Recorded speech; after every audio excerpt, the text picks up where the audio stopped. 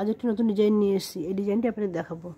এই ডিজাইনটি করার সময় প্রথমে আমি মাঝখানে একটা ফুল করে নিয়েছি। ফুলটা করার সময় প্রথমে এক ঘর নিয়েছি, তারপরে দুদিকে দুটো বেলে 3 ঘর, তারপরে 5 ঘর, এরপর 7 ঘর, তারপরে 9 ঘর। 9 ঘরের করেছি আমি পরপর 2 লাইন।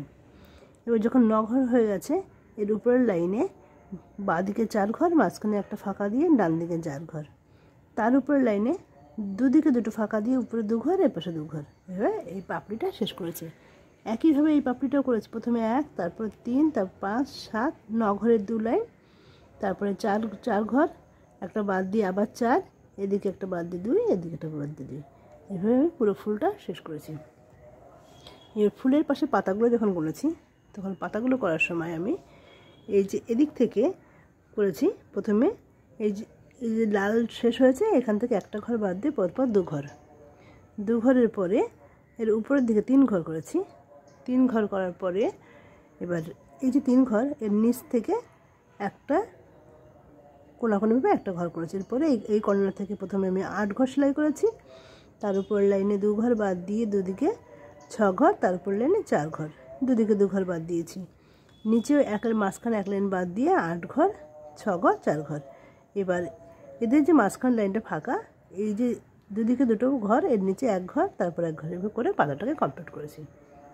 তারপর এ পাশেরটা করার সময় প্রথমে আমি এই যে লাল এর কর্নার থেকে একটা ঘর বাদ দিয়ে প্রথমে 2 ঘর, তারপর লাইনে 1 ঘর করে সেলাই করে একটা বাদ দিয়ে 3 ঘর, তারপর লাইনে 2টো করেছি, একটা বাদ দিয়ে আবার 3 ঘর, এর উপর লাইনে 3 ঘর, একটা বাদ দিয়ে 2 ঘর, তারপর লাইনেও 3 ঘর, একটা বাদ দিয়ে 2 ঘর। এরপরে বাঁদিকে একটা ছেড়ে দিয়ে 3 ঘর, মাঝখানে একটা ফাঁকা রেখে 1 ঘর, তারপরে পুরোটা বন্ধ করে দিয়েছি। এদিকে একটা বাদ দিয়ে এদিকে একটা বেরিয়ে 1, 2, 3, 4, 5 ঘর। এভাবে এটা শেষ করেছি। আর নিচের দিকের পাতাটা করেছি যখন, তখন দেখুন এই যে সবুজ, ঠিক এই সবুজটার নিচে 1 ঘর ছেড়ে দিয়ে প্রথমে 3 ঘর, তারপর লাইনে করেছি 4 ঘর, তারপর লাইনে একটা বাঁদিকে করেছি, একটা বাদ দিয়ে আবার 3 ঘর, আবার বাঁদিকে 2টো, একটা বাদ দিয়ে 3 ঘর, তারপরে ডান বাঁদিকে 3টে, একটা বাদ দিয়ে 2 ঘর, আবার 3টে, একটা বাদ দিয়ে 2 ঘর, তারপর লাইনে বাঁদিকে একটা ছেড়ে দিয়েছি 3 ঘর, এদিকে একটা বেড়ে গেছে, মাঝখানে একটা ফাঁকা, তারপরে 1 ঘর, এরপরে নিচে বাঁদিক থেকে একটা বাদ দিয়ে 5 ঘরের একটা লাইন সেলাই করেছি। এভাবে পাতাটা শেষ হয়েছে। একইভাবে এদিকের পাতাটাও করেছি।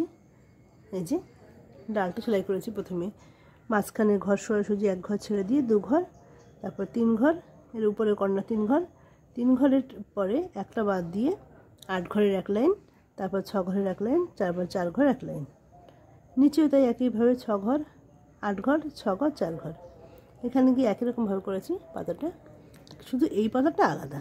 এটা করার সময় করেছি এই সবুজের নিচে পরপর 3 ঘর, তারপর লাইনে 4 ঘর, তারপর লাইনে 3 ঘর বাদ দিয়ে সেলাই করে একটা বাদ দিয়ে 1 ঘর, তারপর লাইনে 4 ঘর, একটা বাদ দিয়ে 1 ঘর, এরপর লাইনে 4 ঘর, একটা বাদ দিয়ে 1 ঘর, পরপর 2টো। এই পাতাটা সম্পূর্ণ আলাদা। এভাবে পুরো ফুল পাতাটা শেষ করেছি।